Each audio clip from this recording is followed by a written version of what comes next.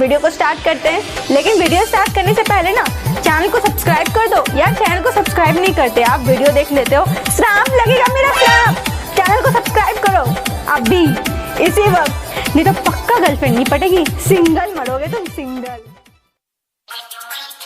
Remix by DJ Naresh Nirala, DJ Naresh Nirala.